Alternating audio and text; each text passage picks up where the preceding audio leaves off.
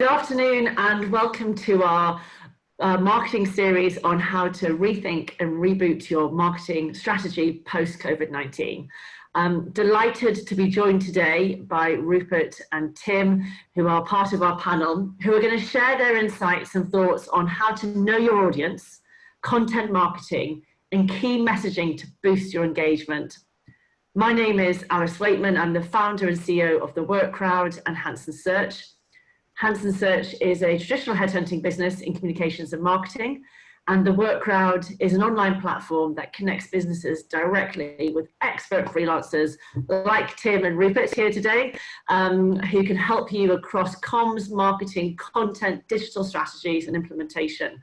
And we decided to launch this marketing series really to help businesses during this difficult time who are now sort of trying to rethink and reboot their businesses, their marketing, and we wanted to share some great insights from our industry experts.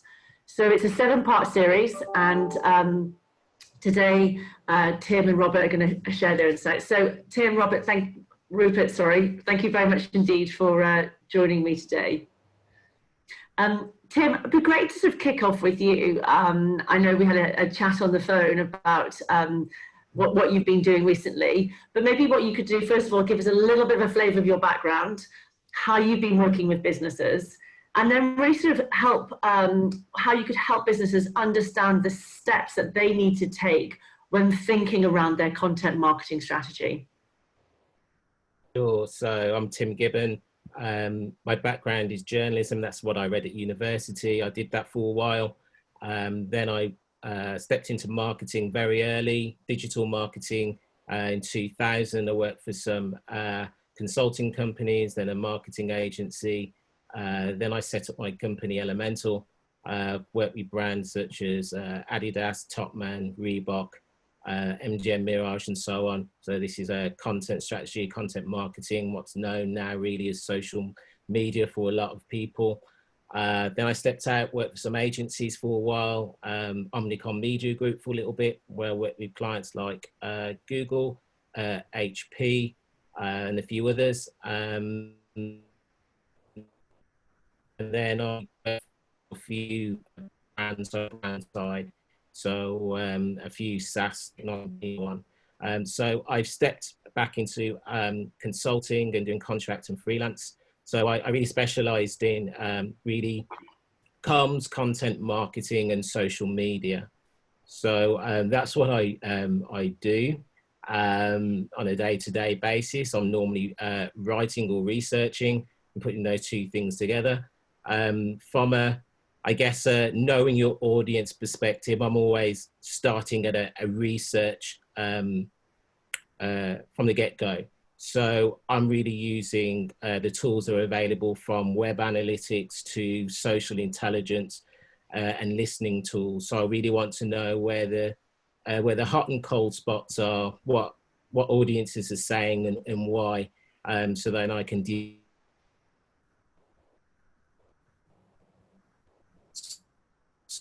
So from a very basic level, I'm very cautious on using the word because nothing is ever free. So I look at tools such as Google Trends, web analytics, and a few other social listening tools that are either low cost or free to use sometimes. So I'm using a combination of those different things in addition to looking at the platform itself, such as Facebook or Twitter, the insights from there. So I'm understanding what audience is saying and I'm using those tools, but I'm asking the audience as well. So you can do this with various ways, whether it's focus groups and so on, but I think that's a massive thing. They know more about the internet and possibly your products and services because they're using them than you do. So it's always great to hear firsthand from them. So for me, it's really understanding how things and behaviors move quickly and making sure that I'm on top of those trends. The other one is Global Web Index. So it's a SaaS market research tool with data about what's happening across lots of different sectors, and they do loads of webinars. So I tap into that. From a brand identity point of view, it's not really my wheelhouse. So I understand where my strengths and weaknesses are. And I tend to use specialists that, like Rupert. So content copywriters, people that are specialists in logo, typography, website development, this sort of thing. I channel the message and the positioning, and I understand how that works, but I make sure that I'm tapping into the experience of others to make sure that I'm benefiting from their years of knowledge, to make sure that I get my brand right and I'm aligning with the expertise that they have. So my real point is to fail fast. So I really want to be able to learn what the pain points are and act back as quickly as I can. So when I'm actually launching something or when I'm developing a campaign, I want to learn as I go, develop it, change it, tweak it, make sure that it's as best as it can be. So the next campaigns activity that I do are going to be the best that it can be. So for me, in terms of a content strategy, real briefly, to boost engagement, then I'm really looking at creating an agile and flexible editorial content calendar. So I put anything that I'm working on into something simple, really. You can do this, lots of different tools can do this, but you can do it quite simply in Excel even, or make that live in the cloud, so you're collaborating with lots of others. So I'm making sure that I know and what content around that and sharing that with whoever I'm with. So I'm really trying to adopt a prevention before cure school of thought. So it's kind of like creating an environment, culture of you never run out of ideas, because you shouldn't, because there is so much that you can get involved with, so much that you can create by framing it around a content strategy and content calendar, an editorial calendar. You really shouldn't have any moments that we don't know what we're going to be really doing today. So, you know, my top tips would be, if I'm closing real quick, would be prevention before cure, be prepared, and measure from the outset. Get your metrics and KPIs in place, and they don't have to be super sophisticated, especially if you're an SME, a startup, etc. But you do need to start to measuring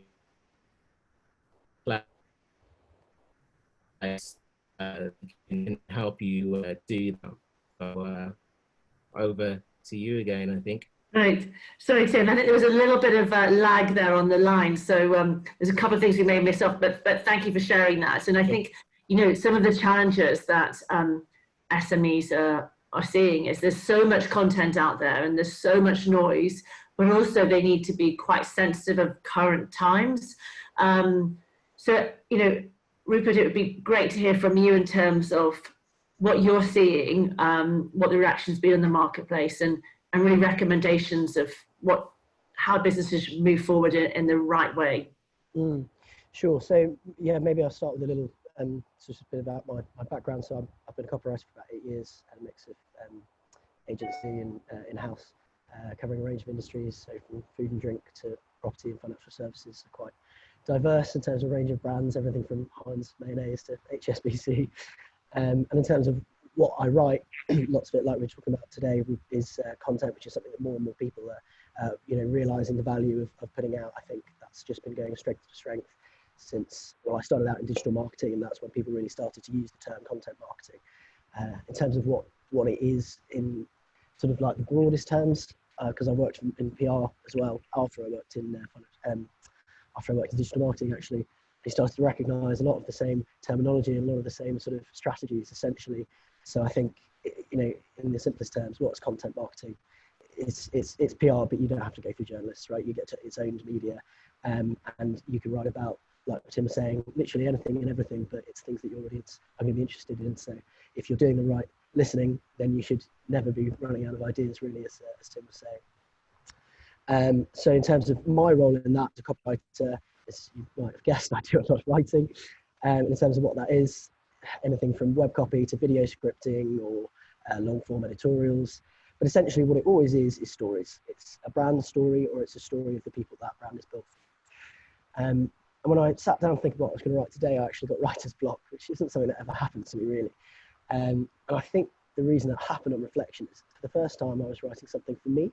Whereas I spend pretty much all of my time running things for other people to say, for other people's websites or for other people's editorials. And that's actually a lot easier, because writing something for other people is easy, but writing something for yourself is hard, because it means you have to try and see yourself as other people might see you, which requires, well, no small degree of sort of self-awareness. But that's a really important thing for brands to achieve. And one of my favorite quotes is about branding. It's about just that, which is from a guy I think called Martin Neumeyer in a book called The Brand Gap. Really, really worth reading if you're interested in that sort of thing. And the quote is, your brand is not what you say it is, it's what they say it is. And if your brand's going to click with your audience, identifying any gap between those two perspectives is really, really important, which is why it's always one of the first things I look at when I run workshops on messaging and tone of voice. What do I mean by messaging and tone of voice? What you say and how you say it is the simplest possible way to break that down. There's a lot of sort of, brand sort of fluff around terms around things like, elevator pitches, mission and vision and values. What does that stuff all mean? Really, it's your story. That's what it is, who you are. And we live and breathe our stories and what we say, how we look and the way we say it. And I think understanding tone is something that at this point in time has been really under the spotlight, because it's not just about what you say, it's not just about what you do, it is the way you say it or do that. I suppose in a way your brand isn't that different to a personality. And if you're the sort of personality that doesn't listen, is always talking about yourself and uses language that the people you're speaking to don't understand, and that's not a personality that's going to click. And it's exactly the same with brands. If that's the way you're going around things in terms of what you're putting out there, then that's a brand in trouble. And I suppose, like Alice has just alluded to, these sorts of issues, tonal issues, really have been really thrown under the spotlight. Whether it's coronavirus or Black Lives Matter, what brands are saying at the moment and the way they're saying it is being scrutinised like never before. So whatever it is you're communicating, definitely it pays to choose your words carefully, and I think that's something that you just can't overestimate enough in terms of how important that is. So in terms of practical steps that you can take to ensure that what you're saying is presenting your brand in the right light and doing something of value for your business and for your customers.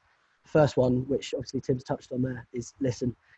If you're wanting what you're putting out to land, whatever it is, whether it's long form editorial content or just the front line of your website, then what you're saying and the way you're saying it needs to resonate with your audience. So it has to be something they want to hear about, and it needs to be communicated using the sort of language they use. Something people always say when they're talking about tone is, write like you speak, because lots of people, when they start writing, they sit down, they start using entirely different language sets that they'd ever use if they were actually just talking to someone in person. And that is good advice, but it's not the best advice. The best advice is write like your audience speak. So listening is so key to that. And the best way to do that is to stop guessing and to start listening. So read what people say about you, particularly the bad stuff on social media, in angry emails that you get about something where you messed up. Read what people are leaving on Trustpilot reviews, comments on social media, feedback on emails, all of it. It's the richest well to tap into for the sorts of language that your audience use, particularly when they're thinking about you and seeing yourself the way that they see you. So that doesn't mean that you need to do a knee-jerk, swing correction because of what one person wrote. But once you read all of it and you start to, pick out the themes and the trends, you start to see what sort of words people are using to describe your brand, your service, your product. And you'll also start to get some insights like why it is they chose you. What problem did you help them solve? Why do they use you rather than someone else? What are you good at? What are you shit at? And starting to actually understand those things and describe them in the sorts of way that your audience are. It's absolutely key to making that connection.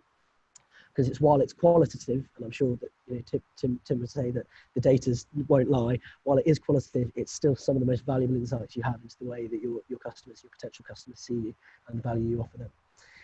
A second practical tip is write. Just write, and keep writing. It's how copywriters got good in the first place. And if you don't have the time and the skill set, or if you just can't see the wood for the trees, there's plenty of good freelance copywriters out there on the work crowd and elsewhere that can help. Subtle plug. And if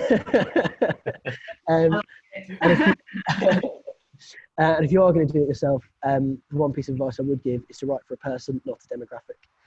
So that might be a customer persona that you've created, or it could just be a real client that you've known for years and you can imagine in your head. It doesn't really matter. The point is, you can't write for a demographic because you don't empathise with demographic. We're humans, we empathise with people. So you need to have a specific idea in mind. I don't know if any of you are rugby fans, but if you watch Owen Farrell when he's kicking at goal, he does this weird thing with his eyes where he's sort of drawing a line up to the point of the post, and he picks a specific person in the crowd that he's going to kick the ball at right in the middle of the posts. Because if you're just aiming for a broad area, it's not as specific. You need to be picking out like a crystal idea and then aiming for that, and you'll find that that copy lands a lot better. And thirdly, again, not to echo Tim too much, but measure everything. Look at your email open rates, look at your Google Analytics, look at the number of unique page views that you get on the blogs, the number of comments and likes and engagements that you get on social media.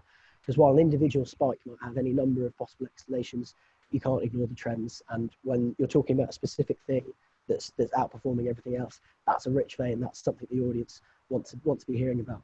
And also, again, going into people's search, well, not going into people's search history, but the sorts of search terms that people are using that you're getting found on, that's a really interesting insight that you can be using, because those are the sorts of long-term, long key, rather sort of keywords, long form, that are giving you the sorts of insights that these are the sorts of things that your audience are wanting to hear about when they're finding out about you. So that's a really rich vein for content ideas, because those are the sorts of things your audience want to hear about, and it's the sorts of things that you're going to turn up in on those organic searches. So listen to your audience, write for your audience, measure the response, tweak and repeat. That would be my top line advice, at least. Brilliant, good. Well, thank you both of you on that. So just to sort of deep down a little bit more into this listening of your audience, which both of you covered, and you mentioned about looking on Trustpilots and probably Glassdoor and all those awful places like that, where people can let loose. But what do you think about surveys? I mean, is it sort of death by surveys? How do people kind of engage with a broader audience to really understand what their potential market share might want to hear? Sorry, you get it. I think surveys are still really valuable and really relevant, as long as they're pitched and communicated in the right way. There's no better way than sourcing information from the people that you want to have a dialogue with. So as long as it's positioned correctly, then I think they're super powerful. I think marketers have had this arrogance for quite a few decades that they can push messaging down their audience's throats, and they're going to lap it up. And things have changed. Savvy audiences have for a while now. They're really vocal. They're really influential. So why wouldn't you tap into that and make sure that you're having a collective response from possibly thousands, hundreds of thousands, millions of people, rather than 12 people sat in a room?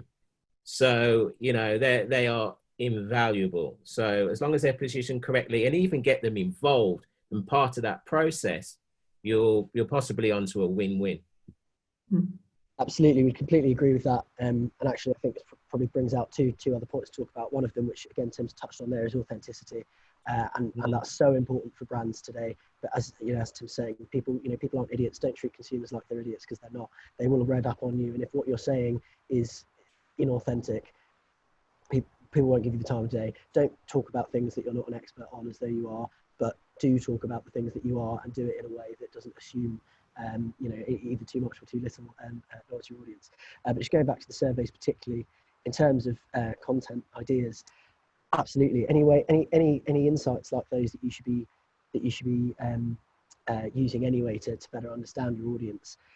You're doing all of that legwork anyway, and often the last thing that you need to do is just actually dress it up in a way that's suitable as content for your audience, and then you're really sweating the time and value that you put into that. So do surveys, yes, to understand your audience better.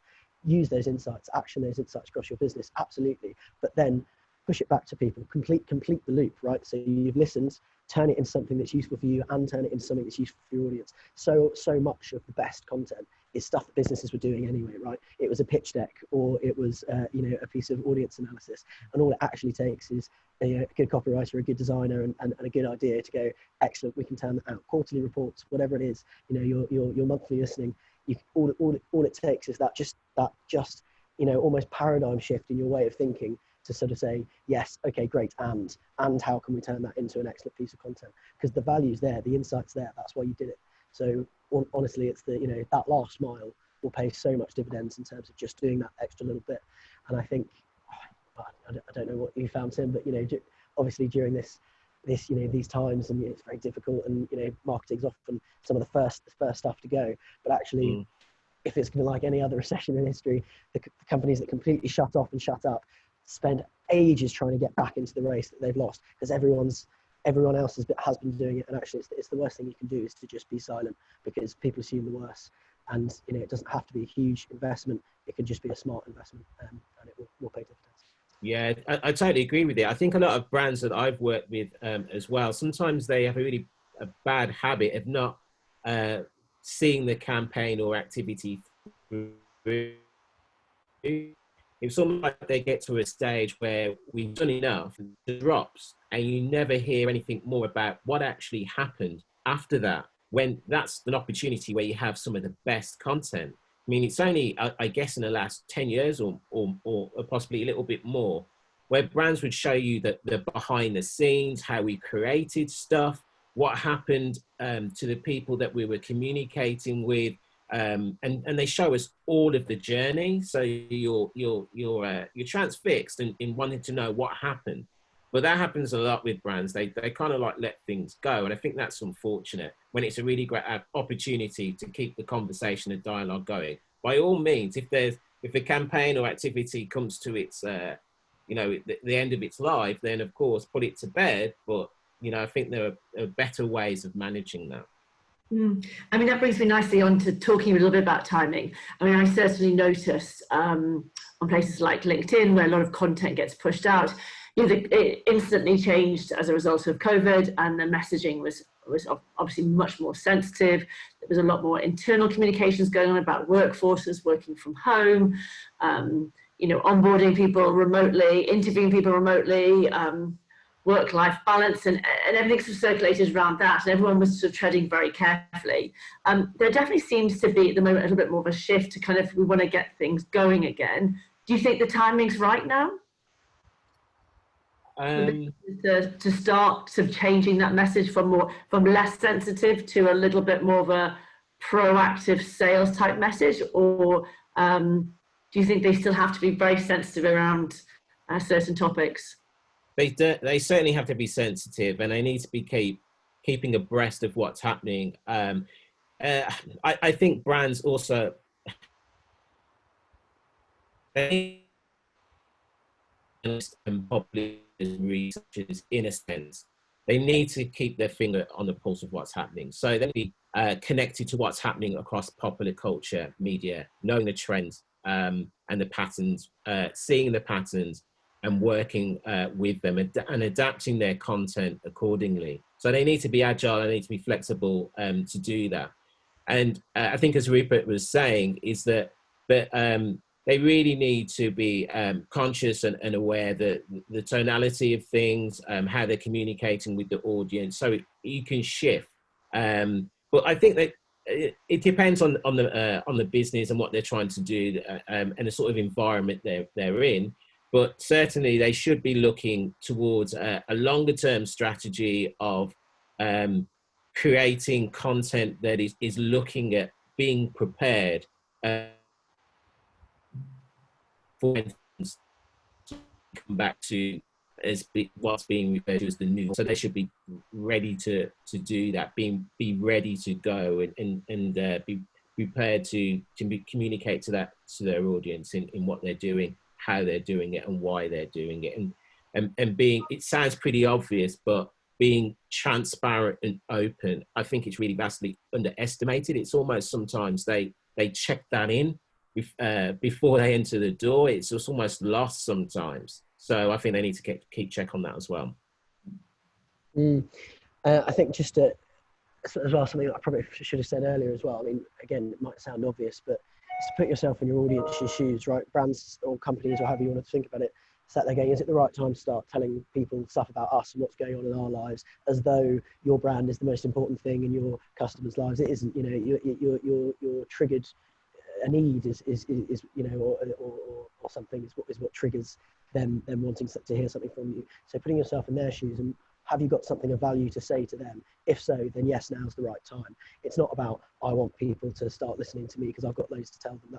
That's that me first mentality that you have to work so hard to sort of to make that perceptual switch and go, no, our customers' lives, what are they going through at the moment? So, you know, and the appropriateness of that in tone and what you're saying will obviously depend on who they are and what's going on there.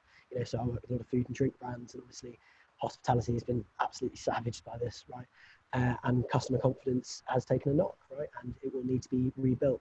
And how you address that doesn't mean that you necessarily need to be, oh, now it's not the right time. It's just about the tonality of what you're saying, right? If you're trying to make people feel comfortable again, that doesn't mean that you have to, you know, pull off in any way. It's just about the tonality of what you're saying, and communicating it in a way that sounds like you, and communicating something that's going to, you know, essentially bring about the right type of emotional response. That's what you're looking for. Yeah. Good, thank you. So, you know, again, if I think about everyone sort of at home and we're all going onto social and we're all looking at a lot of different content out there, there is a lot of content. And, you know, how does an individual make their content stand out, and how would you boost engagement of that content? Are there any sort of top tips that you can share with the audience? Tim, do you want to comment on that? Yeah, I think being brave in sometimes it's actually better looking from the outside in. So what I mean by that is, and not just to sell freelancer and contractor services, but sometimes it's nice to have some distance with individuals who aren't so close to the brand, who are going to tell you things that you need to hear rather than things that you want to hear. So you need someone to be, you know, brutally honest and tell, you know, this is what people are saying, and this is what you need to do. So I think that can pay massive dividends for brands if they have the strength to go through that process and really embrace that. So that can be a really useful process for brands to create the content. There's obviously looking at the data, the metrics, and what's working and what isn't, and that's really important too. And just, you know, we've said it quite a few times on the call already, but it's obvious that it is really listening, and when you're communicating, not just distribution and publishing, but proper conversation. So it's conversational content and marketing. So you want to be having a dialogue with your audience. Community, and if you can build a community and there's that conversation, then that's really super powerful. So I think brands should be looking to do that. But I think above all, it is really being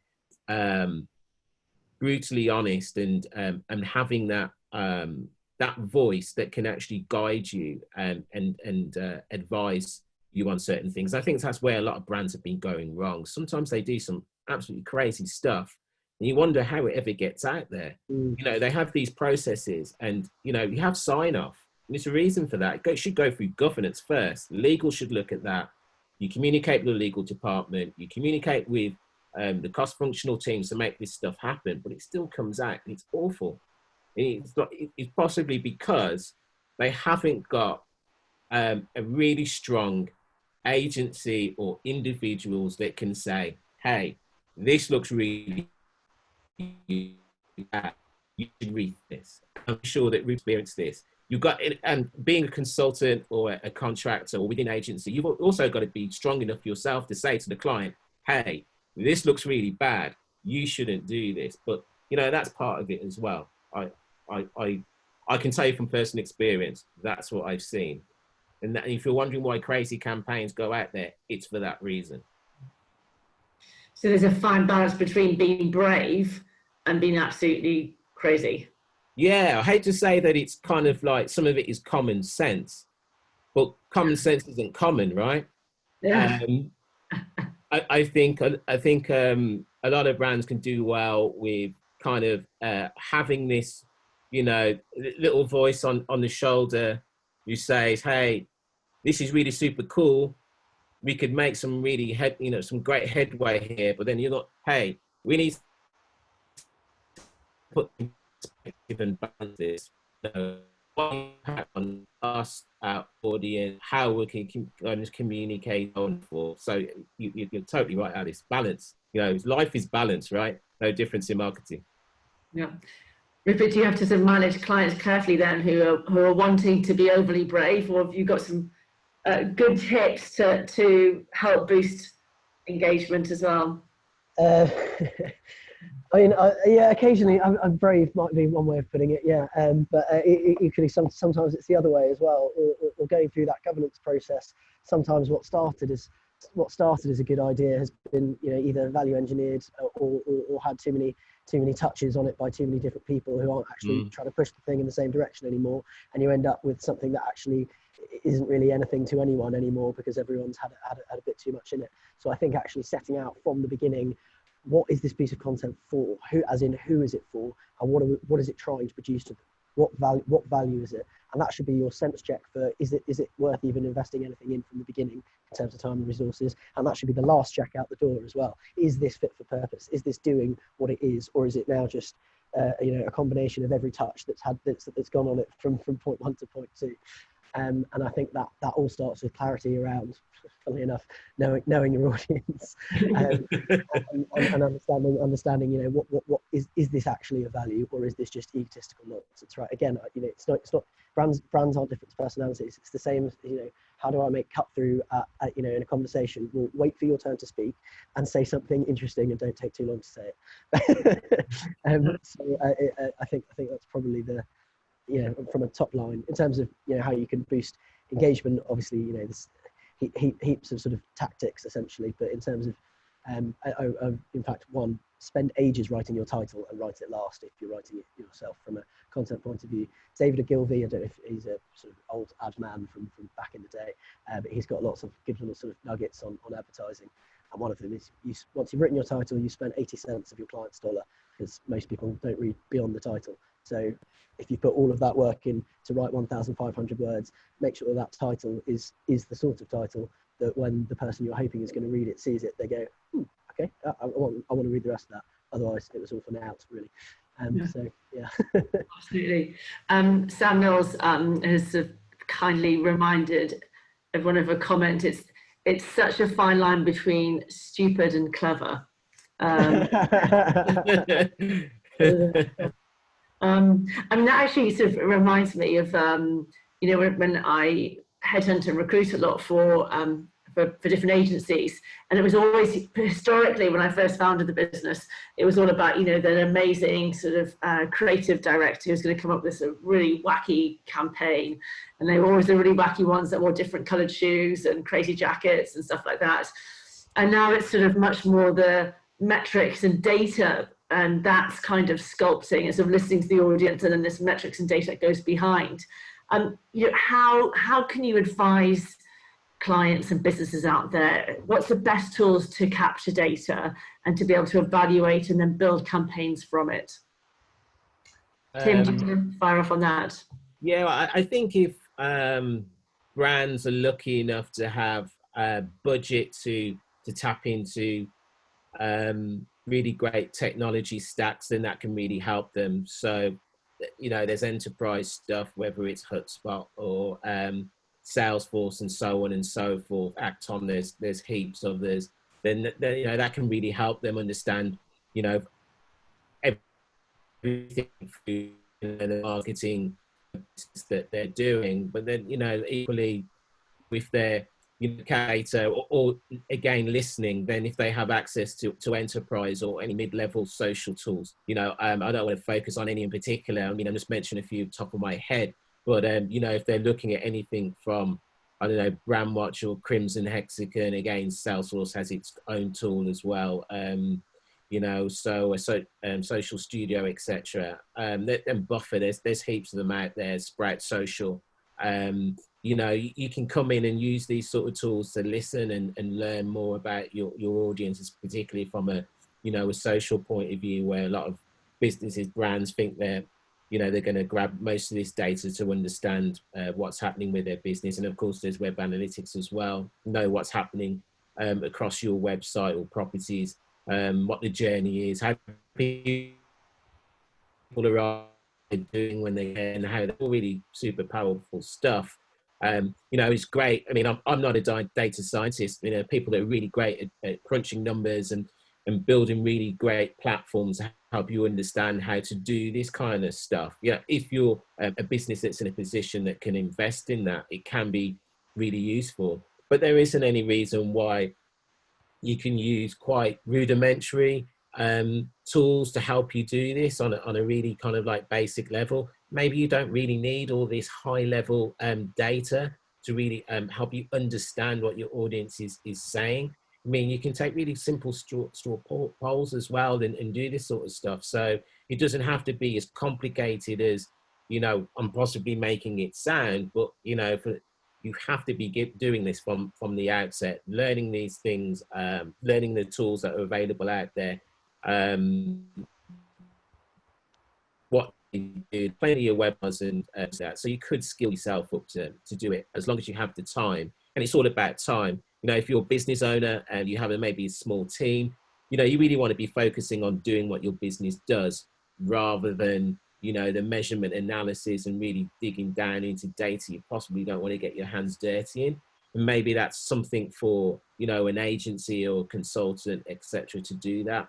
You could at least set you up so you've got these rudimentary things in place so you can see where you're starting, how you're progressing, and where you really want to get to. So that's what I would advise on a quite, basic level. Mm. Yeah, Rupert, have you had to sort of be able to capture data and evaluate that with clients as well? So I'm certainly not a data scientist either. In terms of measurement analytics, yes, it's always something that we look at in terms of what's gone out and how it's performed, to try and take some trends out of that. In terms of stuff on the way in, less so really. Certainly not my department. I suppose it sort of depends. I don't know who's listening out there, but it depends on the type of business, right? What listening will look like for you. If you've got millions of consumers all over the world, no, it's probably not going to be sitting down having a chat with them. And if you've only got 12 clients and they spend quite a lot of money with you once a year, then yeah, maybe it's best to go and take them for a coffee. I think the important point is that whatever listening looks like for your business, that you're doing it. Because sort of to go back to the eccentric creative director, ad man sort of 80s thing, the creative director isn't the person that has to come up with the ideas, right? And similarly, you as the business don't have to come up with your content ideas. Your audience should be coming up with your content ideas, and listening, however that listening manifests itself, is sort of immaterial as long as you're doing it. Your audience are telling you what sort of questions they want answered. It's up to you to do it, and to do it in a way that is authentic, not overstepping the bounds of what you do know about, but ultimately adding value, whether that's saving them time or whether that's imparting some advice that you're well placed to give. Great, thank you. I have one more question. So if the audience has got any questions, do ask them on the sort of Q&A panel at the bottom or the chat box, and I can pick them up. But there's always, I find, a dilemma when looking at content. Should people be doing written, audio, video? And I guess, I'm sure it's budget dependent, but are you seeing some different trends in terms of what form of content is best used to gain engagement, and what would you advise a SME on a sort of a budget who wants us to stand out from the crowd? It's obvious, I think, today that video is the currency.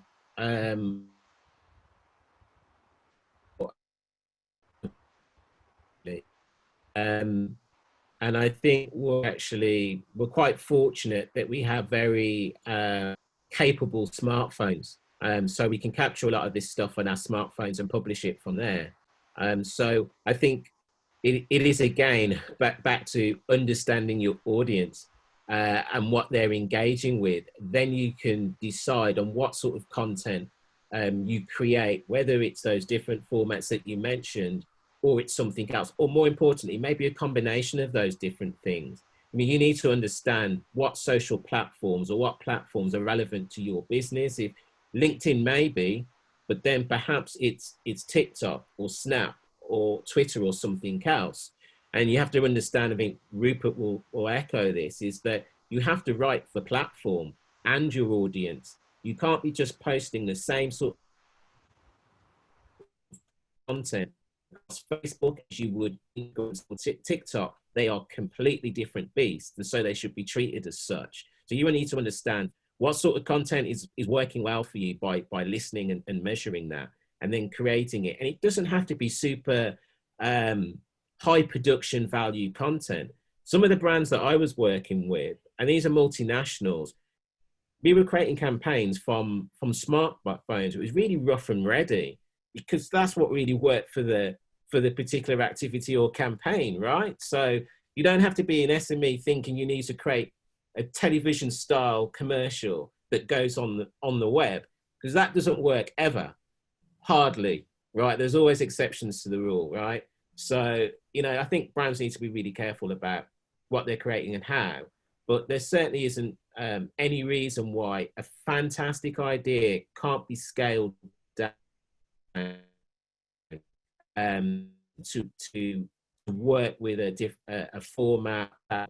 That's when you can speak to really great people that are able to fashion and position that message for you and do that well for you. But it really depends. I mean, I think there was a trend to create content that was really super short, really snappy. You know, 15 seconds, boom, we're done.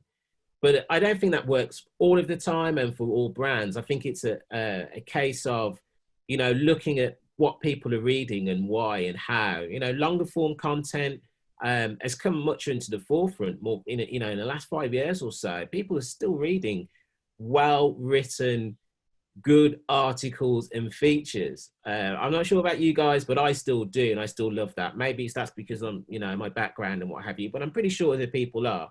But there's ways that you can slice this, you can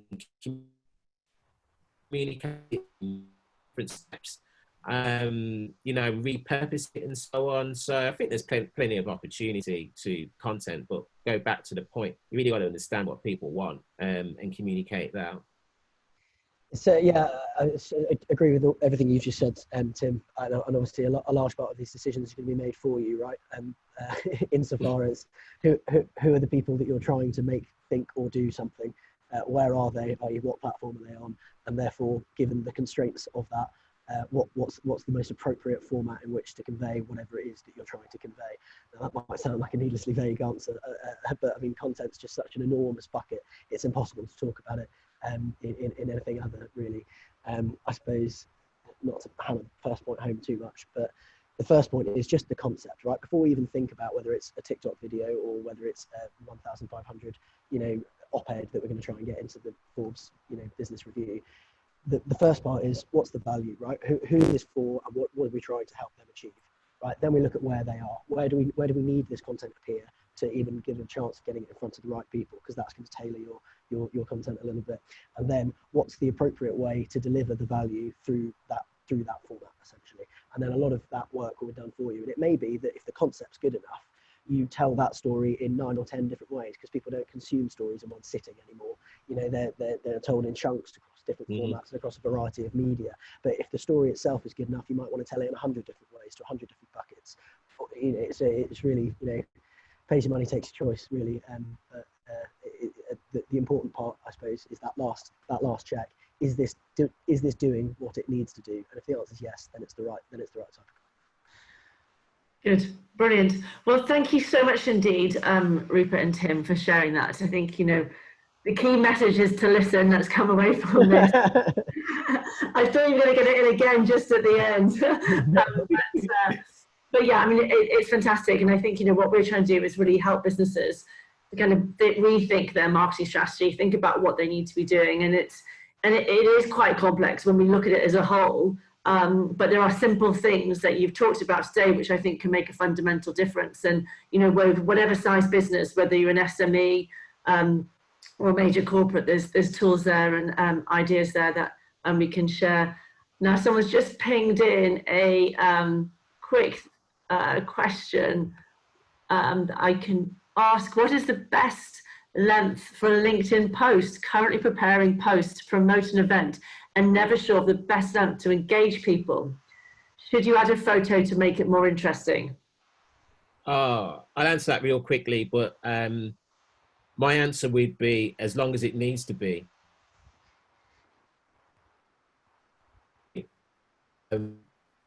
I have this this kind of saying that I've used for certain, and it's kind of like, maybe if it's LinkedIn and people are time poor, maybe write your content in such a way as if you were kind of like running into, like arriving at the pub, and you had a mate who sat down at the table and they needed to get up and get their train. You need to tell them something. You need to communicate that within 30 seconds. Think of your kind of content like that, you know, boom, boom, boom. If it's an event for LinkedIn, really obvious stuff, you know, the W's and the H, who, what, where, when, how, why, etc. Right? Get that in there.